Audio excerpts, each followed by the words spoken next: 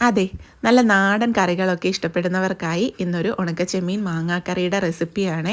നല്ല പുളിശ്ശേരിയും ചോറും ഈ ഒരു ഉണക്കച്ചെമ്മീൻ മാങ്ങാക്കറിയായിട്ട് കഴിക്കാൻ അടിപൊളിയാണ് കേട്ടോ. ഇത് തയ്യാറാക്കാനായിട്ട് ഒരു മൺചട്ടിയിലേക്ക് വെളിച്ചെണ്ണ ഒഴിക്കാം, ഉലുവയിട്ട് മൂപ്പിക്കാം, കുഞ്ഞുള്ളി അരിഞ്ഞത് ചേർത്ത് നന്നായിട്ട് വഴറ്റാം. പൊടികളായിട്ട് മുളക് പൊടിയും മഞ്ഞൾപ്പൊടിയും ചേർത്ത് പച്ചമണം മാറുന്നിടം വരെ ഒന്ന് മൂപ്പിച്ചെടുക്കാം. ഇനി ഇതിൽ കറിക്ക് ആവശ്യമായിട്ടുള്ള തിളപ്പിച്ച വെള്ളം ചേർത്ത് കൊടുക്കാം.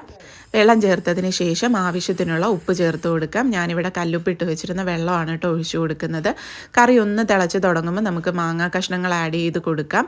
മാങ്ങ ആഡ് ചെയ്തതിന് ശേഷം ജസ്റ്റ് ഒന്ന് തിള വരുമ്പം നമുക്ക് കഴുകി വൃത്തിയാക്കി വറുത്ത് പൊടിച്ചു വെച്ചേക്കുന്ന ഉണക്കച്ചെമ്മീൻ ഇതിലേക്ക് ചേർത്ത് കൊടുക്കാം. ഇനി എരിവിനാവശ്യത്തിനുള്ള പച്ചമുളക് കീറിയതും കറിവേപ്പിലയും ചേർത്ത് കൊടുക്കാം.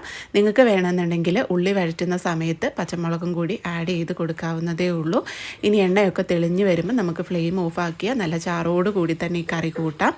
അതല്ലെന്നുണ്ടെങ്കിൽ ചാറൊക്കെ വറ്റിച്ചത് ഇതേപോലെയും കൂട്ടാൻ അടിപൊളിയാണ്. ഇഷ്ടപ്പെട്ട എല്ലാവരും ഒന്ന് ട്രൈ ചെയ്ത് നോക്കാം.